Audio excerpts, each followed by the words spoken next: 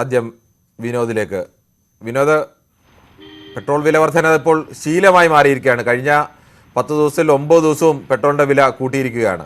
അതുപോലെ തന്നെ ഓട്ടോ നിരക്ക് കൂട്ടി, അല്ലെങ്കിൽ ബസ്സിൻ്റെ നിരക്കുകൾ കൂട്ടി. ആ നിരക്ക് പ്രാബല്യത്തിൽ വരുന്നതിന് മുമ്പ് തന്നെ ഇപ്പോൾ ഓട്ടോറിക്ഷകളെല്ലാം കൂടിയ നിരക്ക് വാങ്ങി തുടങ്ങിയെന്നാണ് നേരത്തെ പ്രേക്ഷകർ തന്നെ പറയുന്നത്. എന്താണ് കൂടുതൽ വിവരങ്ങൾ? കിരൺ, ഇന്ധനവില വർധനയ്ക്കെതിരെ രാജ്യവ്യാപകമായി കോൺഗ്രസ് സംഘടിപ്പിച്ച പ്രതിഷേധ പരിപാടിയുടെ ഭാഗമായാണ് തിരുവനന്തപുരത്തും സമരം നടന്നത്. പ്രതിപക്ഷ നേതാവ് വി ഡി സതീശൻ സമരം ഉദ്ഘാടനം ചെയ്തു. മഹിളാ കോൺഗ്രസിന്റെ നേതൃത്വത്തിലായിരുന്നു ഈ സമരപരിപാടി നടത്തിയത്.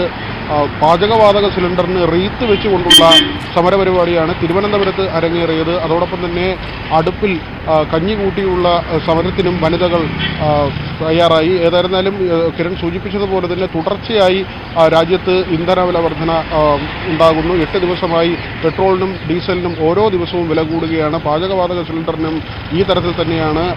ഓരോ ഘട്ടം ഘട്ടമായി വില ഉയർന്ന് 1000 രൂപ എന്നതിലേക്ക് സിലിണ്ടറിൻ്റെ ഗാർഹിക ആവശ്യത്തിനുള്ള സിലിണ്ടറിൻ്റെ വില എത്തിയിരിക്കുന്നു.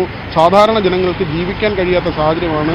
തിരഞ്ഞെടുപ്പ് അടുക്കുമ്പോൾ മാത്രമാണ് ഇത്തരത്തിൽ വില നിയന്ത്രണം അല്ലെങ്കിൽ വില വർദ്ധിപ്പിക്കാത്തൊരു നടപടിയിലേക്ക് കേന്ദ്ര സർക്കാർ പോകുന്നതെന്നാണ് വി ഡി സതീശൻ പറഞ്ഞത്.